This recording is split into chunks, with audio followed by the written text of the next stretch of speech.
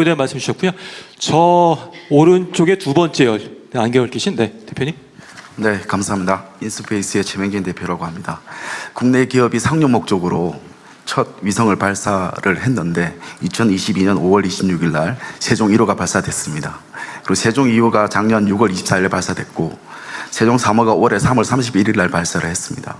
그리고 자체 개발한 세종 4호는 작년 누리호 4차 발사 때 우주로 나갔습니다. 그래서 총 4기의 초성 위성을 발사했고 현재 2호, 3호, 4호의 3개의 군지 위성이 정상적으로 운영되고 있습니다.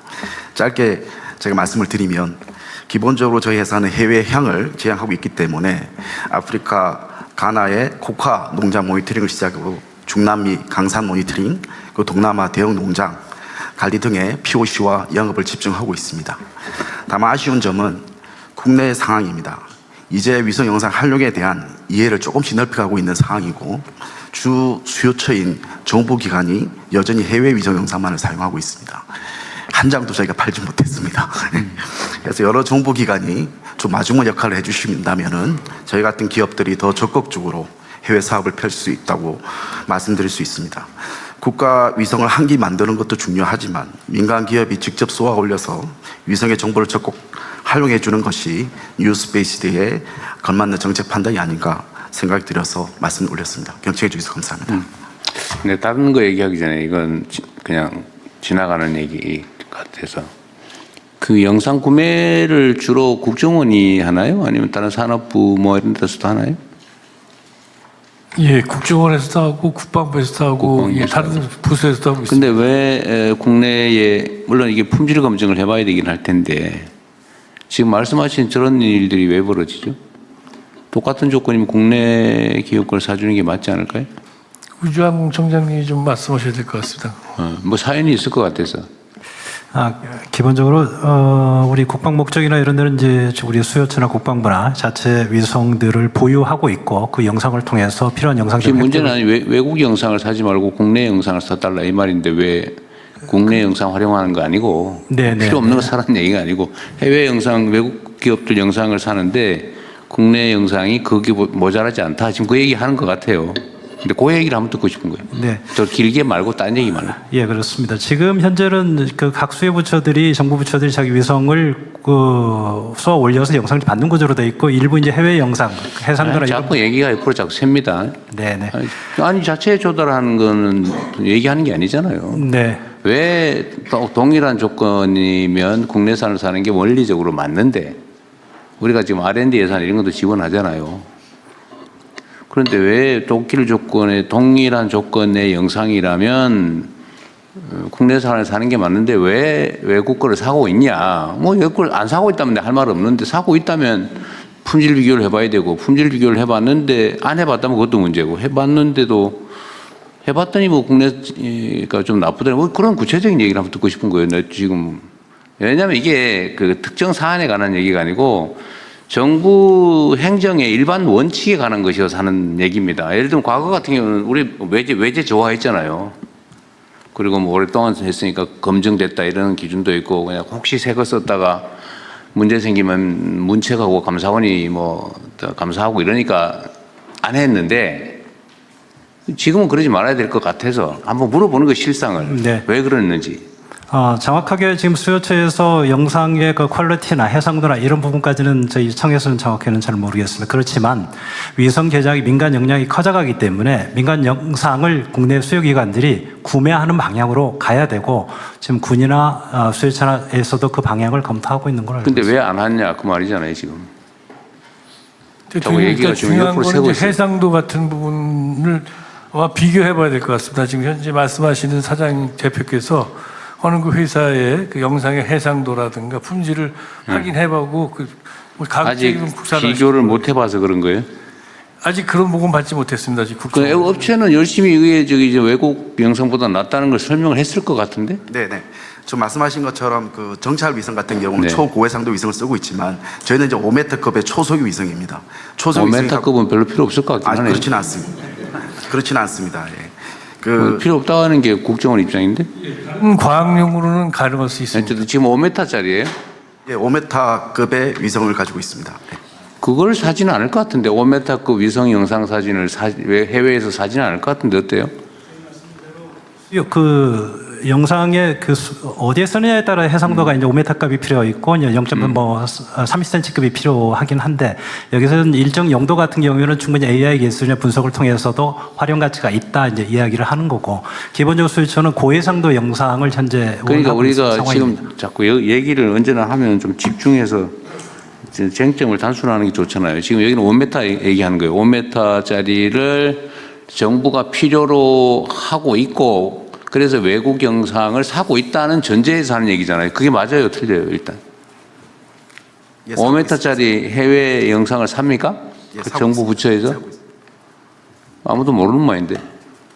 예, 사고 있습니다. 그래, 저기는 사고 있다고 주장하는데 지금 여기는 사고 있는지도 모르고 있는 거예요, 지금. 예, 우주청에서는 그것까지는 파악하지 못하고 있습니다. 그러니까요. 예. 대통령 저 잠깐 말씀드리면 5m급 같은 경우에는 해외 위성 기업들이 위성수가 정말 많아서 해상도가 낮음에도 불구하고 자주 찍을 수 있어서 선택하는 편입니다. 하지만 국내 상용 기업들은 저해상도 같은 경우에는 아직 위성수가 적어서 이제 충분히 영상을 자주 찍지 못하기 때문에 선택에서 많이 떨어지는 편이고요. 그리고 국가안보 목적에서 필요로 하신 다양한 고해상도 위성은 국내 기업들 위성을 선택했고 계약된 사례가 있습니다. 그래서 해외 위성에 의존하고 있다라는 우려는 하지 않으셔도 괜찮을 것 같습니다. 그러면 저 업체에서 오해하고 있는 거예요? 예를 들면 여기 지금 지적하는 문제에 대한 의견은 어떠세요? 예를 들면 지금 얘기는 그거잖아요. 예를 들면 촬영 간격이 너무 뜸뜸해서 멀어서 예. 많이 안 찍으니까 네. 그런 효용성이 떨어지는데 그래서 저희가 민간인데도 정부보다 더 잘하고 있는 것 같아요. 대통령 그래서 저희 그 고해상도 일단 같은 경우 업체 얘기 먼저 예, 들어볼게요. 그래서 저희가 지금 벌써 4개의 위성을 띄웠고 네. 그 2호, 3호, 4호가 지금 군집 지금 여기서 지금 전태균 선생이 얘기하는 거의 문제는 해결됐다. 예, 플래넷 랩스 같은 경우는 100기 이상이 올라가 있지만은 저희 같은 중소기업이 한 번에 100기를 올릴 수 없지 않습니까? 그래서 차근차근 지금 올리고 있는 상황이고 그리고 나중에 충분히 올리면 간격이 많이 좁아지면 그때는 유용하겠네요. 훨씬 유용합니다. 그때 사겠지 그러면.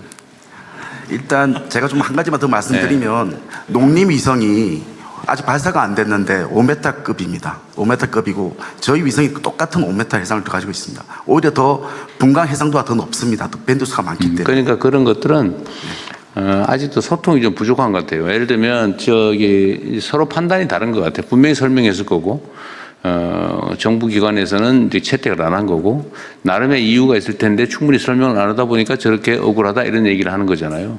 그 소통이 안 됐다는 얘기죠. 앞으로 정부 기관에서 이런 부분들 소통을 좀 잘하십시오. 아직 소명이 충분히 안 된 것 같아요. 내가 보기 저기서는 살 수 있는데도 안 사준다 이렇게 생각하는 것 같아요. 저 업체 혹시 미워하지 말고 정당한 문제 제기니까 설명이 부족해서 그러는 거니까요. 기본적으로 위성사를 말씀드린 것처럼 민간 위성을 적극적으로 활용하는 구조로 바뀌어야 간다고 생각을 하고요. 그러니까요. 방금 이야기한 것처럼 구체적으로 내용을 민간을 하겠습니다. 활용하는 건 좋은데 왜 해외 걸 하냐? 가능하면 국내 걸 해야 국내 기업들이 크지 이 말이잖아요. 네.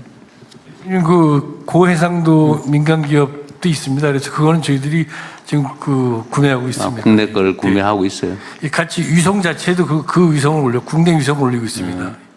이렇게 노력하고 있어요. 그러니까 이해하시고 설명을 잘하도록 하시고 채택 못하면 해명이나 설명도 서로 잘하고 그러십시오. 이게 이제 민관 간의 협업이 잘 충분하게 되고 있지는 않다 그 뜻이거든요. 이게 소통이 잘 안 되고 있다는 얘기 아닙니까? 예, 앞으로 좀 더 신경 써서 하시죠. 예. 알겠습니다. 그 최 대표님은 다 오해가 풀리셨죠? 알겠습니다. 네. 오해는 아직 여전히 의문을 갖고 있어요. 네. 이 발주처에 말씀 주신 것처럼 발주처의 니즈와 또 업체 간의 소통이 잘 돼서 오해가 잘 풀리길 바라겠습니다.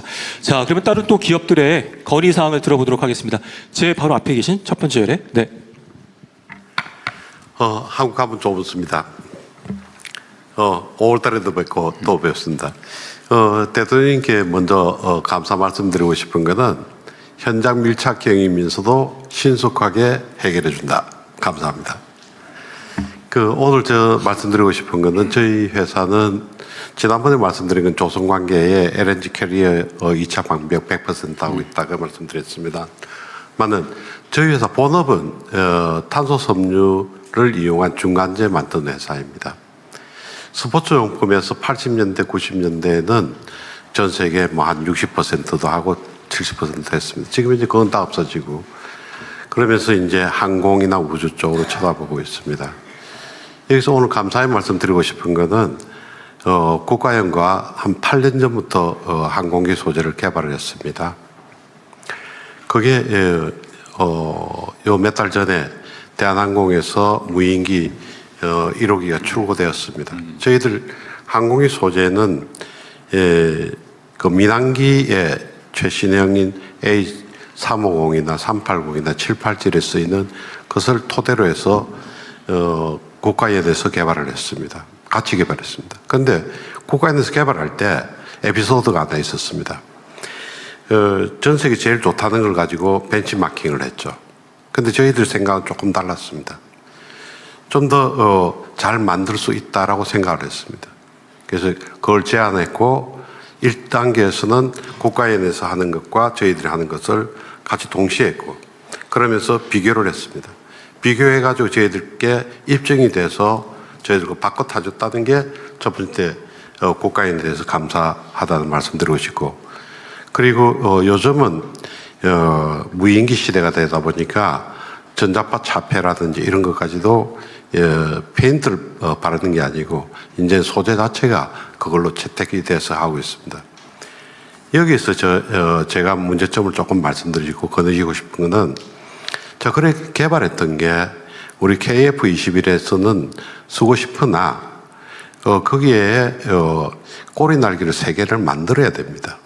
근데 카이에서는 이미 만들어져 있는 거기 때문에 그걸 다시 시험하려고 하면은 꼬리 날개 하나만 하더라도 200~300억 원이 들어갑니다. 그래서 국기연에서 이 과제를 채택해서 하려고 했는데 저희들이 분담금이 너무 커서 포기를 하게 되었습니다.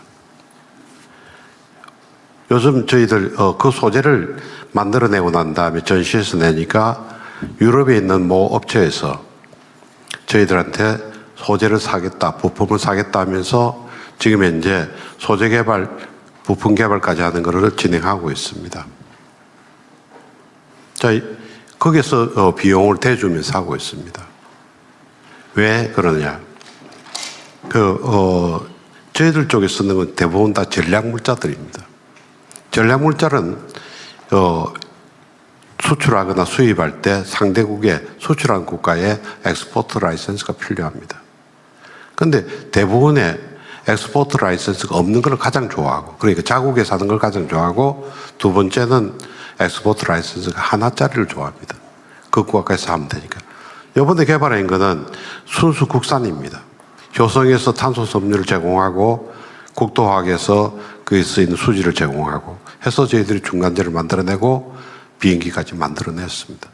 근데 지금 이거를 비행기 꼬리 날개 3개 정도는 만들어 봐야 되는데 저희들 한 대 팔아봤자 몇 천만 원입니다.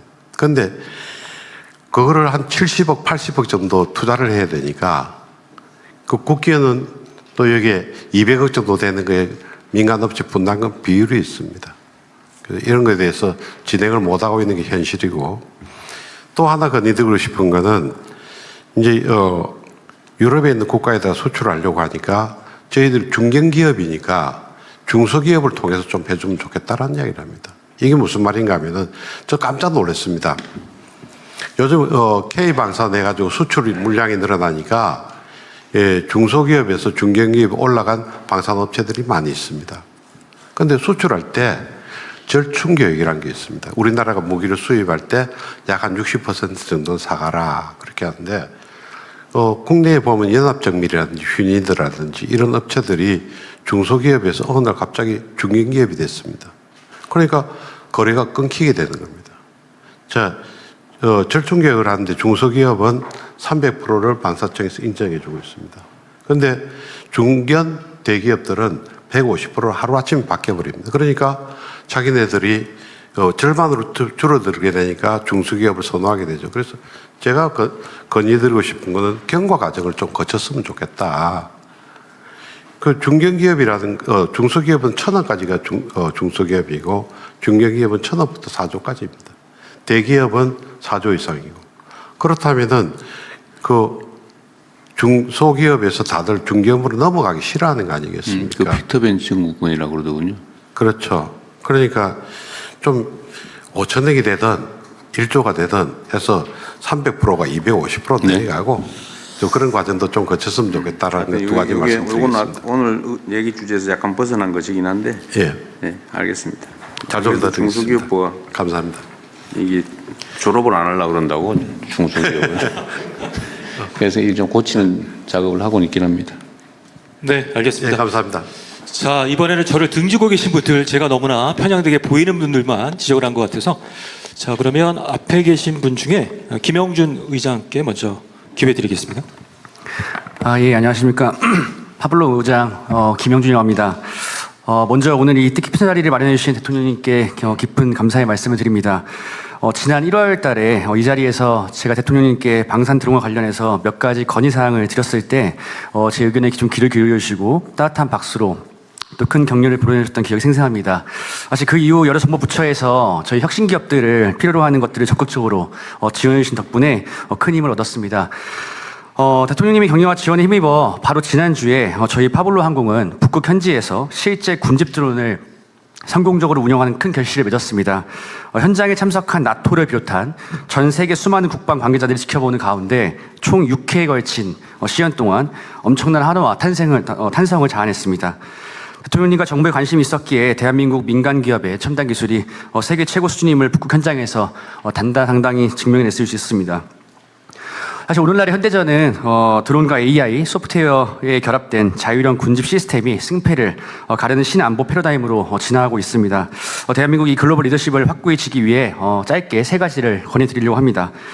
첫 번째입니다. 고성능 하드웨어 중심에서 육해공 전체를 아우르는 AI 기반 다영역 군집 운용 소프트웨어 중심으로 패러다임을 전환이 필요합니다.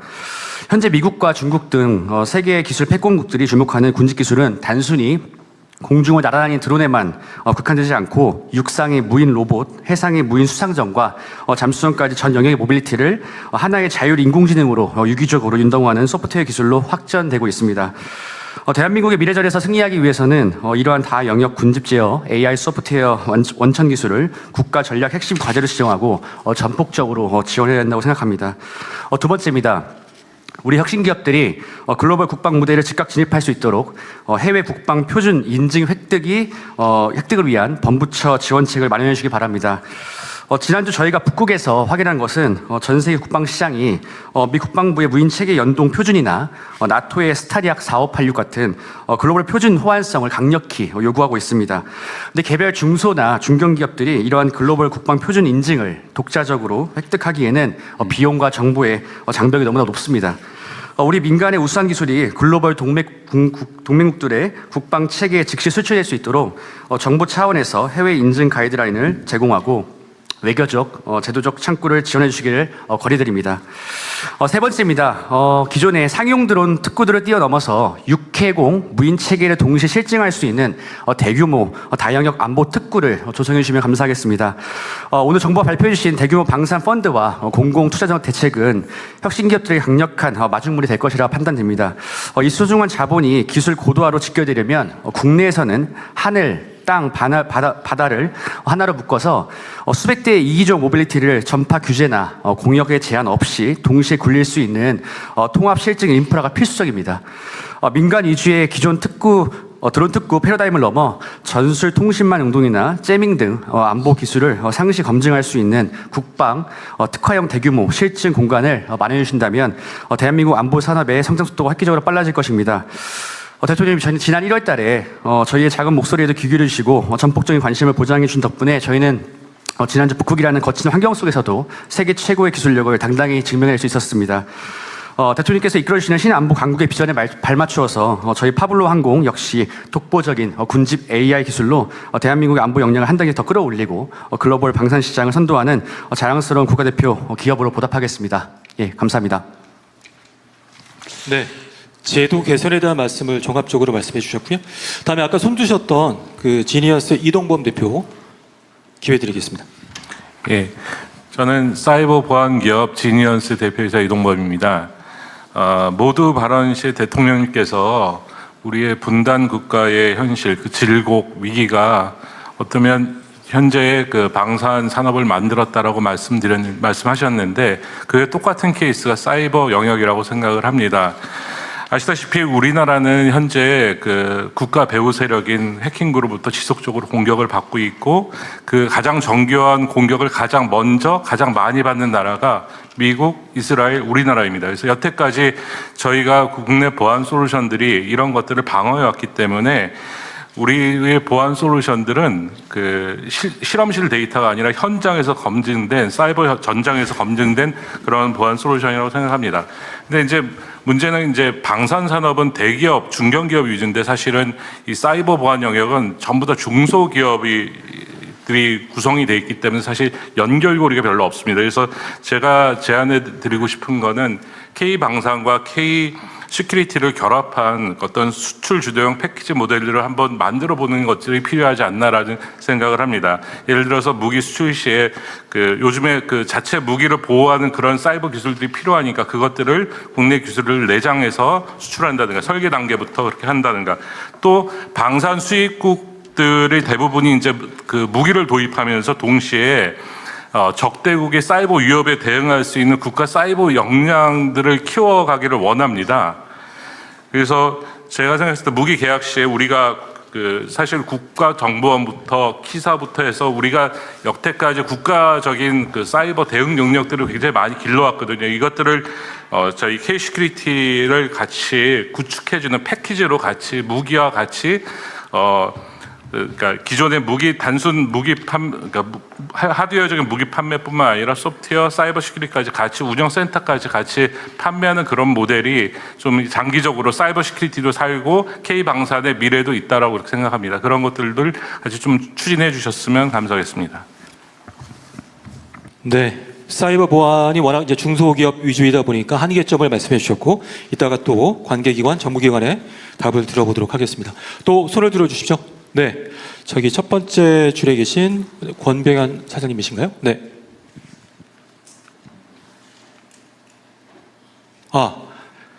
죄송합니다. 이성현 대표께 발언 기회를 드리도록 하겠습니다. 네, 감사합니다. 저희 오픈엣지는 그 AI 반도체를 위한 그 설계에 필요하고 개발에 필요한 반도체 IP를 개발하는 회사입니다. 현재는 2022년 9월에 이제 상장을 해서 코스닥에서 상장 회사로 이제 잘 성장을 했고요. 그 과정에서 여러 이제 정부의 지원 이런 것들 잘 도움을 받아서 꾸준히 잘 성장을 하고 있습니다. 저는 이제 AI 반도체 관련해서 좀 공급망 얘기를 좀 말씀드리고 싶은데요. 그 공급망이라고 하면 사실 물리적인 공급망을 이제 많이 생각하시죠. 그 예전에 이제 한일 갈등이 있었을 때 소부장 관련된 공급망이라든지, 근데 사실 그런 이제 물리적인 공급망만 있는 것은 아닙니다. AI 반도체를 이제 개발할 때 보면 실제 설계 과정에서 필요한 이제 반도체 IP라는 것들이 있고 또는 이제 그 개발에 필요한 여러 가지 이제 설계 소프트웨어들이 있는데 이 부분도 사실 그 공급망이 굉장히 중요한 한 축에 해당을 합니다. 근데 이제 아쉽게도 이제 그동안에 이제 R&D 과제라든지 여러 가지 정부에서 지원해주는 프로그램들을 보면 뭐 K-on 디바이스도 마찬가지죠. 뭐 로봇이나 드론이나 이런 이제 제품 관점에서 보면 거기에서 중요하게 보시는 공급망은 반도체 칩이 보일 것 같습니다. 진영의 반도체가 됐든 어떤 칩이 됐든. 근데 사실 그 칩을 개발하는 관점에서 보면 그 뒤에 또 더 굉장히 중요한 깊은 공급망들이 또 있습니다.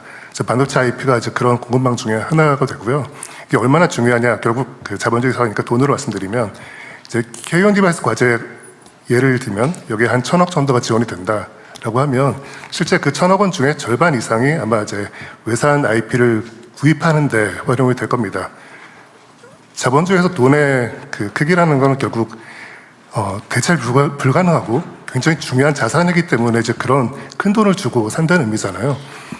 그래서 이제 그 부탁드리고 싶은 거는 그 반도체 IP라는 그 설계 뒤에 숨어 있는 진영의 반도체 개발의 뒤에 숨어 있는 그런 공급망 관점에서 이런 이제 반도체 IP에 대한 회사에 대한 육성 쪽도 좀 관심을 가지고 들여다보시면 좋을 것 같습니다.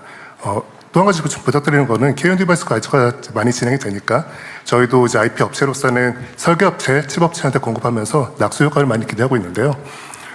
그 문제는 칩을 개발한 시점에서 사용하는 IP는 이미 개발이 완료가 됐고 검증이 완료된 IP라는 부분입니다. 왜냐하면 IP를 쓰는 이유는 칩 개발할 때 이제 실패 위험을 줄이는 게 목적이기 때문에 그 시점에서 이미 다 개발이 완료되어 있고 검증이 된 IP를 사용하게 됩니다.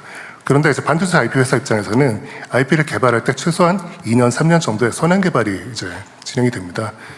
이 선행 개발에서 이제 필요한 여러 가지 그 자금 규모나 이런 것들이 또 적지 않기 때문에 이런 부분에 대한 좀 관심과 그리고 이제 반도체 IP R&D 과제에 대한 꾸준한 지원, 게다가 이제 특히나 국방 쪽에서 보면 지능형 반도체라는 게 전략자산이잖아요.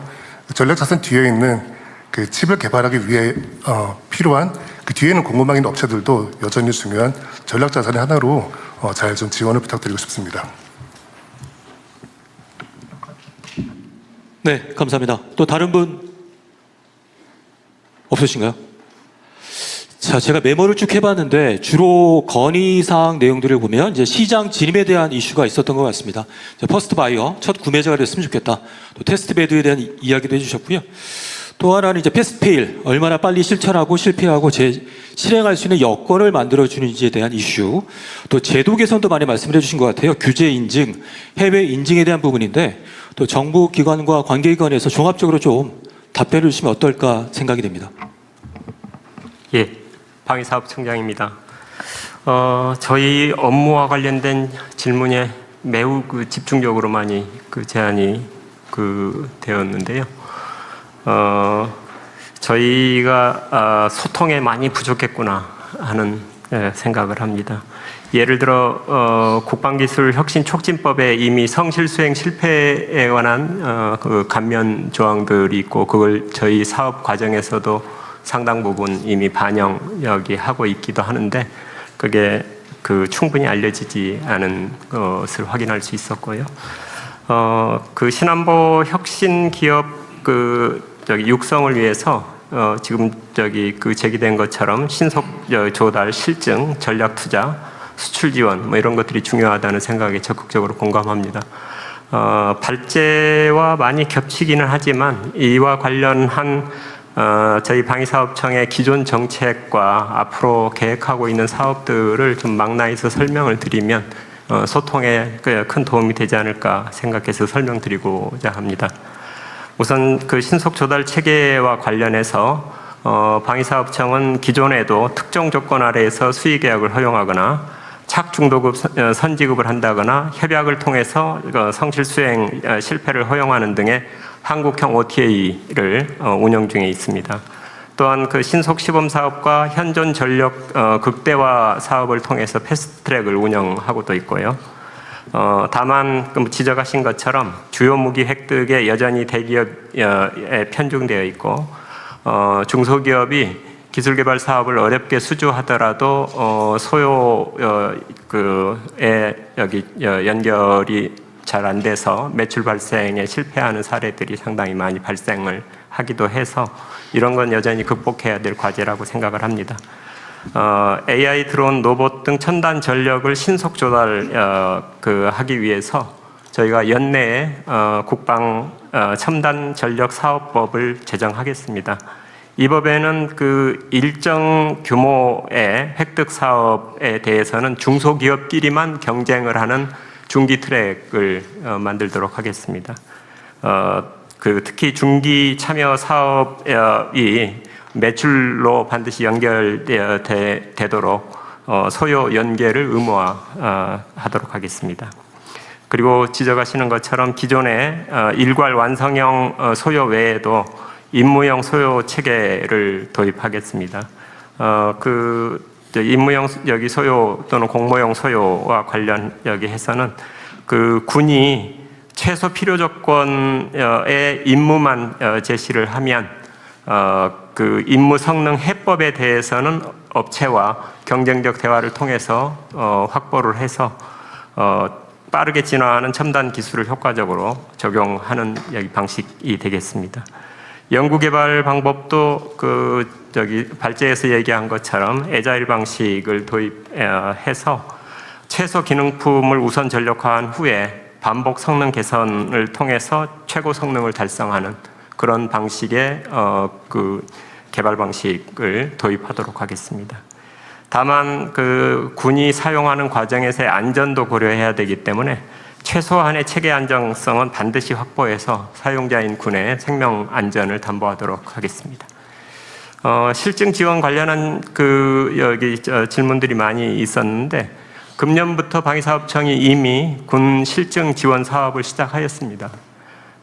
군 시험장에서 전투 실험, 체계 적합성 시험 등을 통해서 중기 우수 제품에 대한 군 실사용 경험을 확보하는데 지원하고 있습니다. 이 규모를 내년에는 2배 이상으로 확대하려고 합니다. 전략적 투자 여기와 관련해서도 방위사업청이 이미 운용 중인 5,900억 원 규모의 방산혁신기술펀드와 K방산 수출펀드 규모도 지속해서 확대하도록 하겠고요. 재경부가 주관하는 국민성장펀드 전략수출기금의 방산 투자 비중을 확대하기 위해서 컨설팅을 강화하도록 하겠습니다.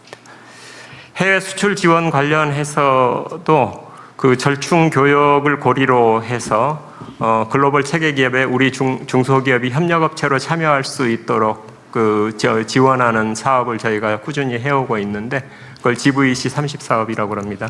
이 사업의 규모도 키워가는 방향으로 노력하겠습니다. 그리고 이제 수출을 위한 개조 사업이나 실증 인증 지원, 그리고 전시회 참가 등 마케팅 지원 활동도 확대하도록 하겠습니다. 질문 과정 속에서 해외 표준 관련한 질문들이 많이 나왔는데, 저희가 나토 표준에 참여하는 것과 관련돼서 나토와 정책 협의도 꾸준히 하고 있습니다. 다만 약간의 딜레마는 저희 방산 경쟁력이 높아지는 것 때문에 사실은 상대편들이 저희를 견제하는 것도 점점 커져서 표준에 참여에 대한 요구도 높아지지만 진입 저항도 상당히 있는 편이다 하는 것이고요. 그리고 아까 중견기업의 상대적인 불이익에 관한 이 부분도 저희가 고민 이해하고 그것을 완화하기 위한 정책적인 고민하고 있다는 말씀 드립니다. 이 정도 말씀드리겠습니다. 네. 아마 시장 진입과 제도 개선 관련해서 워낙 또 건의사항들이 많았기 때문에 청장님께서 잘 말씀을 해주셨습니다. 또 성장 지원이나 제도 개선 관련해서 종합적으로 조금 말씀해 주실 분이 계시면, 네, 부총리님. 예, 지금 아까 중소기업에서 중견기업으로 가면서 이제 그런 문제는 저희들이 종합적으로 검토를 하고 있기 때문에 그 과정에서 중기부하고 협의를 하도록 하겠습니다. 그리고 파블로 항공에서 국가 군직 기술을 국가 핵심 전략 기술로 선정해달라 하는 부분에 대해서는 저희들이 적극적으로 한번 검토를 해보도록 하겠습니다. 연락을 좀 드리도록 하겠습니다. 그리고 저희들은 우리 혁신 기업이 조달을 과거 같은 어떤 그런 정의화된 조달을 벗어나서 조금 전에 말씀한 단계별 목표를 설정하게 되면은 또 하고, 그 단계를 또 넘어가서 실패하더라도 또 그 과정에서 저희들 계약을 통해서 설정된 부분에 대해서는 지급을 하도록 하겠습니다. 이런 방법을 통해 가지고 매몰 비용이 발생하지 않도록 하겠다는 말씀을 드리겠습니다. 그리고 혁신 조달 관련해서는 저희들이 지금 현재 한 1조 2,500억 정도를 운영하고 있고, 그 물품도 한 2,700개 정도인데 저희들 대통령 임기 내에 3조 원 그리고 한 5천 개 이상으로 이렇게 늘릴 계획도 가지고 있습니다. 그래서 혁신 기술을 개발해 주시면은 저희들하고 협의하시면은 최대한 하여튼 혁신 기술로 지정이 되고 또 지원을 받도록 하는 그런 제도를 운영하겠다는 말씀을 드리겠습니다. 감사합니다. 네, 20분의 대표님께서 다양한 의견을 주셨는데요. 네, 말씀 주시죠. 네, 파블로 항공 김 부장님께서 글로벌 수출 실증 지원 확대와 단약 표준화, 그리고 테스트베드 구축, 소위 말하는 드론 특구를 말씀하셨는데, 탄약 드론은 표준화를 위해서 우리가 중소업체도 군용 드론 시장에 참여할 수 있는 그런 기반을 조성토록 하겠습니다. 그리고 우리 군이 지금 사용하고 있는 승진 시험장이랄지 이런 시험장들은 주말에 거기서 여러 가지 그 개방을 해서 민간의 실증 그 기회를 확대하고 또 해외 훈련장도 우방국과 협력해서 이런 부분들을 확대해 나가면서 수출 기반을 좀 넓혀가도록 그렇게 하겠습니다. 네. 네, 다른 문제 없으신가요? 네, 말씀 주시죠. 예, 오정웅 청장 몇 가지 말씀 올리겠습니다. 아까 옆에 계신